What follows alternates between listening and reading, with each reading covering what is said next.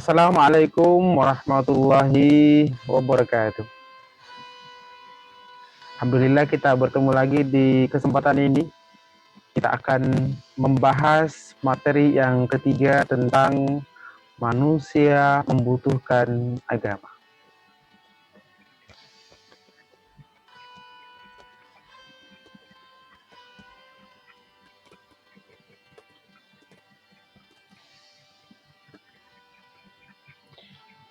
Adapun pokok pembahasan pada materi kali ini adalah yang pertama pengertian agama, yang kedua cara manusia memeluk agamanya, dan yang ketiga adalah 4 unsur penting dalam sebuah agama, dan yang keempat adalah pembagian agama menurut ciri dan jenisnya.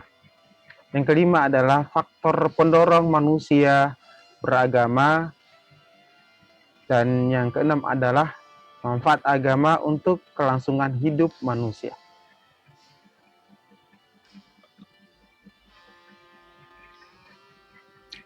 Baik, saya akan mulai dengan satu prolog tentang manusia.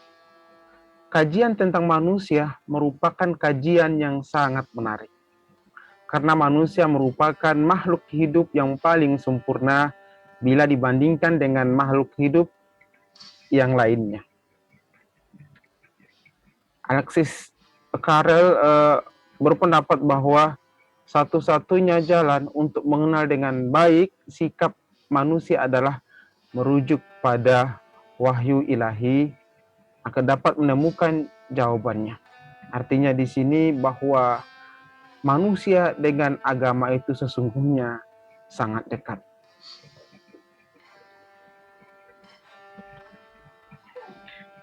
Pertama kita akan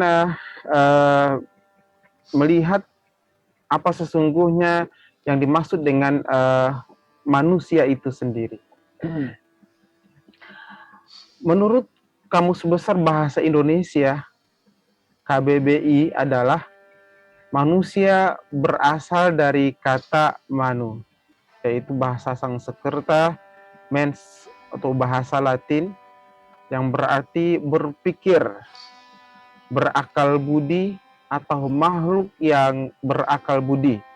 Artinya bahwa manusia itu mampu menguasai makhluk yang lainnya karena akal budinya, karena cara berpikirnya.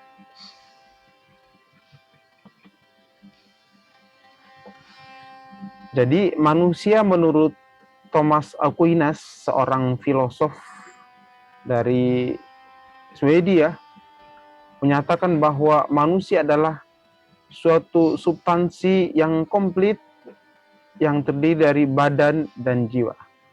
Sedangkan menurut Omar Muhammad Al-Taumi Al-Shibaini menyatakan bahwa manusia adalah makhluk yang paling mulia. Manusia adalah makhluk yang berpikir, dan manusia adalah makhluk yang memiliki 3 dimensi badan, akal, dan ruh. Manusia dalam pertumbuhannya dipengaruhi oleh faktor keturunan dan lingkungan.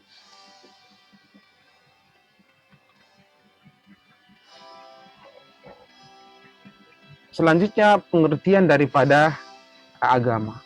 Di masyarakat Indonesia, selain kata agama, dikenal pula kata din yang berasal dari bahasa Arab dan religi yang berasal dari bahasa Eropa.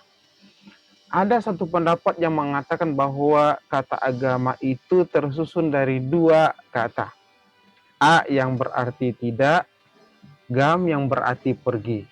Jadi agama itu berarti tidak pergi, tetap di tempat dan diwarisi secara turun-temurun. Jadi agama adalah tidak berantakan atau teratur. Dengan mana ini dapat kita pahami bahwa agama memberikan serangkaian aturan kepada penganutnya sehingga hidupnya tidak berantakan. Begitu hebatnya agama itu mengatur seluruh lini kehidupan kita.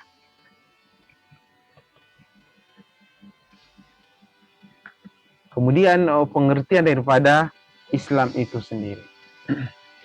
Islam berasal dari kata aslama yaslimu islaman, yang berarti tunduk, patuh, dan selamat. Islam berarti kepasrahan atau ketundukan secara total kepada Allah Subhanahu wa Ta'ala. Orang-orang beragama Islam berarti ia pasrah dan tunduk, patuh terhadap ajaran-ajaran Islam. Seorang muslim juga harus mampu menyelamatkan diri sendiri, juga menyelamatkan orang lain. Tidak cukup selamat, tetapi juga menyelamatkan orang lain. Di Al-Quran disebutkan di surah At-Tahrim ayat 6. A'udzu billahi minasyaitonir rajim. Bismillahirrahmanirrahim.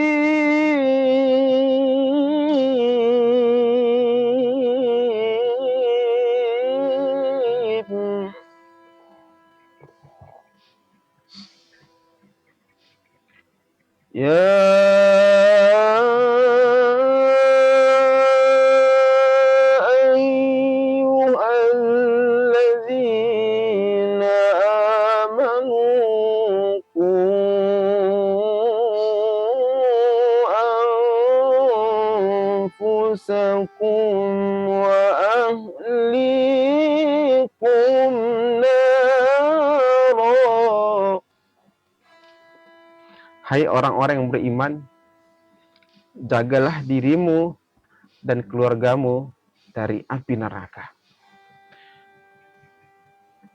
Juga dalam hadis disebutkan, al-muslimu man salimal muslimun min lisani wa yadihi, wal muhajiru man hajara ma nahallahu anhu. Seseorang muslim itu menyelamatkan muslim yang lainnya dari perkataannya dan dari perbuatan tangannya. Dan orang-orang berhijrah adalah orang-orang berhijrah dari satu yang dilarang oleh Allah Subhanahu wa Ta'ala. Artinya bahwa bentuk ketundukan kita, ketaatan kita adalah tidak hanya pada ketaatan diri kita sendiri, juga harus mengajak orang lain untuk taat kepada Allah Subhanahu wa Ta'ala. Ini berarti dalam bahasa kerennya adalah bahwa soleh secara pribadi juga soleh secara spiritual.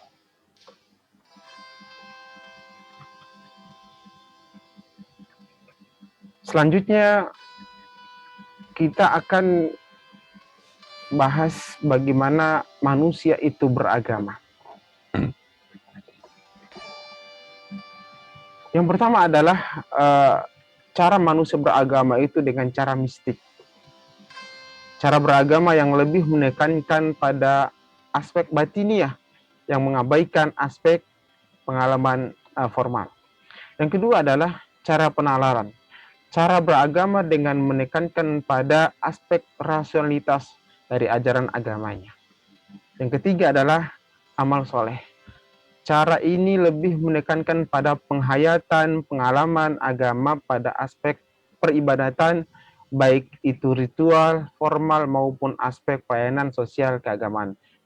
Kemudian yang keempat adalah cara sinkretisme, yaitu cara-cara seseorang dalam menghayati dan mengamalkan agama dengan memilih ajaran tertentu dari berbagai agama untuk dipraktikkan dalam kehidupan keagamaan diri sendiri atau untuk diajarkan kepada orang lain. Jadi manusia dalam praktek agamanya berbeda-beda antara satu dengan yang lainnya. Hal ini disesuaikan dengan tingkatan pengalaman keberagamaan masing-masing pemeluknya.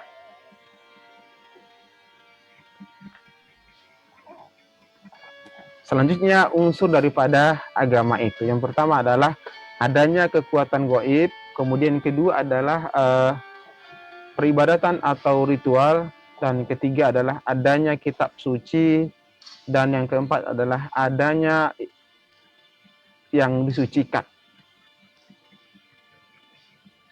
Yang pertama tadi adalah adanya kekuatan gaib. Artinya manusia itu merasa dirinya lemah dan membutuhkan kekuatan gaib sebagai tempat meminta pertolongan. Kemudian unsur selanjutnya adalah peribadatan atau ritual. Peribadatan atau ritual adalah wujud konsekuensi terhadap Tuhan dalam bentuk ketundukan dan penyembahan kita. Bahwa sesungguhnya inilah unsur penting daripada agama itu. Bagaimana bentuk peribadatan. Dan juga di dalam Al-Quran disebutkan bahwa Allah Subhanahu wa Ta'ala menciptakan manusia, yaitu wa ma khalaqatul jinna wal insa illa liya'budun. Allah menciptakan manusia dan jin adalah untuk beribadah dan menyembah kepada Allah Subhanahu wa Ta'ala.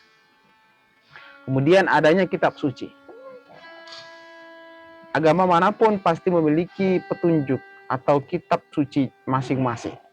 Dan dalam Islam sendiri disebutkan juga dalam Al-Quran, wa nunazzilu minal Qur'ani ma huwa shifaa'u wa rahmatul lil mu'minin. Bahwa Allah Subhanahu wa Ta'ala menurunkan Al-Quran itu tidak hanya sebagai kitab yang dibaca, namun juga syifa, obat, juga rahmat bagi orang-orang beriman. Kemudian yang terakhir adalah adanya kekuatan suci, adanya pengakuan kepada para nabi yang menyampaikan perintah-perintah Tuhan atau perintah Allah Subhanahu wa Ta'ala. Selanjutnya 5 unsur dalam beragama. Yang pertama adalah aspek asal usulnya. Yang kedua, aspek tujuannya. Yang ketiga, aspek ruang lingkupnya. Dan yang keempat adalah aspek pemasyarakatannya. Dan kelima adalah aspek sumbernya.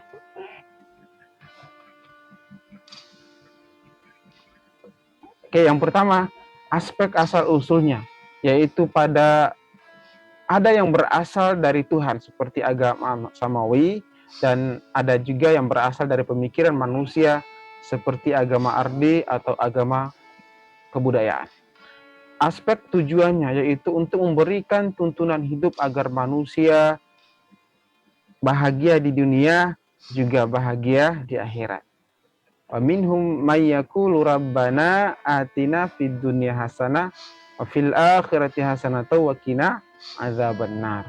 Bahwa kebahagiaan itu adalah kita mohon kepada Allah agar diberikan kebahagiaan di dunia, juga kebahagiaan, kebaikan di akhirat nanti. Yang ketiga adalah aspek ruang lingkupnya, yaitu keyakinan akan adanya kekuatan gaib. Keyakinan manusia bahwa kesejahteraannya di dunia dan hidupnya di akhirat tergantung pada adanya hubungan baik dengan kekuatan gaib tersebut. Keempat adalah aspek pemasyarakatannya, yaitu disampaikan secara turun-temurun dan diwariskan dari generasi yang satu ke generasi berikutnya. Dan aspek kelima adalah aspek sumbernya, yaitu kitab suci. Kata Islam berasal dari bahasa Arab yang mempunyai arti agama Allah yang disyariatkannya sejak Nabi Adam AS hingga Nabi Muhammad SAW, dan memiliki kitab suci yang sama, yaitu Al-Quran.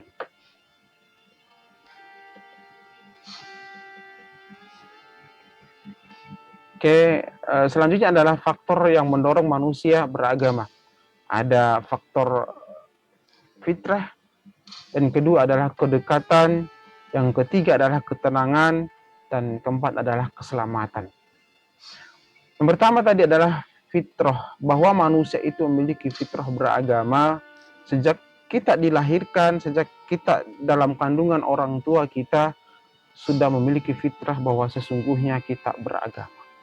Yang kedua adalah kedekatan, bahwa manusia itu memiliki kedekatan yang sangat harmonis dengan Tuhannya. Dan yang selanjutnya adalah ketenangan. Dalam kehidupan ini manusia pasti membutuhkan ketenangan. Maka untuk mendapatkan ketenangan itu didapatkan lewat ibadah-ibadah dalam agama itu sendiri.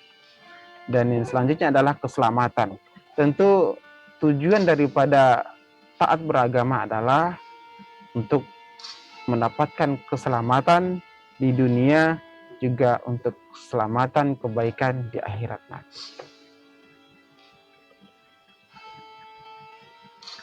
Selanjutnya adalah manfaat daripada agama bagi manusia. Yang pertama, penetapan akidah, yaitu menetapkan akidah yang benar sehingga tidak masuk perangkap syirik. Yang kedua adalah membantu manusia. Agama membantu manusia dalam menentukan dan memilih mana yang baik dan mana yang buruk, serta mana yang halal dan mana yang haram. Yang ketiga adalah kesadaran, yaitu menyadarkan manusia bahwa hidup ini ada batasnya dan ada yang harus dipertanggungjawabkan nanti di akhirat kelak. Selanjutnya adalah manfaat lain daripada agama itu. Manfaat agama bagi kehidupan manusia juga pada dasarnya mengarahkan pada dua kondisi umum, yaitu kehidupan manusia sebagai perorangan dan hubungannya dengan kehidupan bermasyarakat. Yaitu ada tiga, yaitu manfaat agama itu pembimbing dalam hidup, penolong dalam kesukaran, dan penentram batin. Memang agama itu luar biasa kalau kita jalankan dengan sebaik-baiknya. Saya teringat dengan filosof yang luar biasa, seorang bernama Ibnu Sina. Dikisahkan ketika memiliki masalah-masalah besar, ketika memiliki masalah yang sangat besar, dikisahkan beliau tidak kemana-mana. Ketika punya masalah tersebut, dia menuju satu tempat yang luar biasa, yaitu musolah atau masjid. Di situ dia beribadah, berzikir sehingga jiwanya tenang. Dan dengan cara seperti itu, beliau cepat keluar dari masalah-masalah. Ini pelajaran besar bagi kita semua. Selanjutnya, mengapa manusia beragama? Yang pertama, agama merupakan sumber kebenaran mutlak. Yang kedua, agama sebagai sumber informasi tentang hal-hal yang gaib. Ketiga, agama sebagai sumber ajaran moral. Yang keempat adalah agama dapat memberikan nasihat yang sangat berharga bagi manusia, baik dalam suka maupun duka.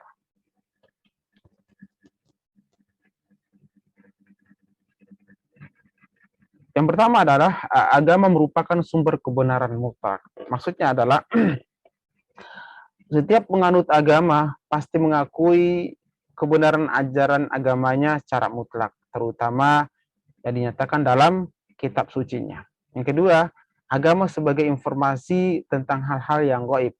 Hanya agama yang dapat menjelaskan secara pasti masalah-masalah gaib seperti Tuhan, malaikat, surga, neraka, dan lain sebagainya. Selanjutnya adalah ketiga, agama sebagai sumber ajaran moral. Agama melalui kitab sucinya dengan rinci menjelaskan mana yang baik dan mana yang benar, mana yang salah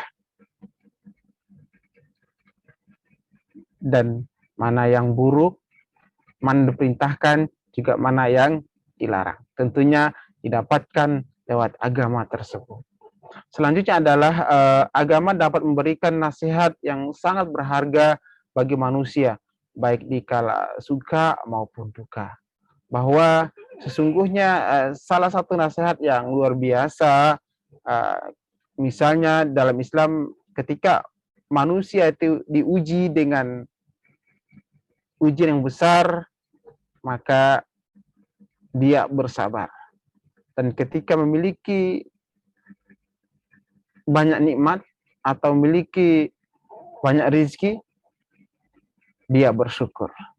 Ini adalah karakter yang ditanamkan yang sangat luar biasa, nilai-nilai yang dihidupkan dalam agama atau living value yang ada dalam agama itu sendiri.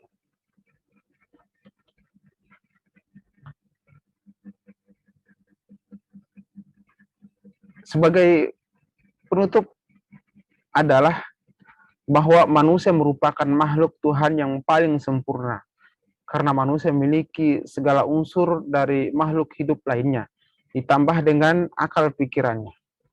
Manusia membutuhkan agama karena hal tersebut merupakan fitrah manusia.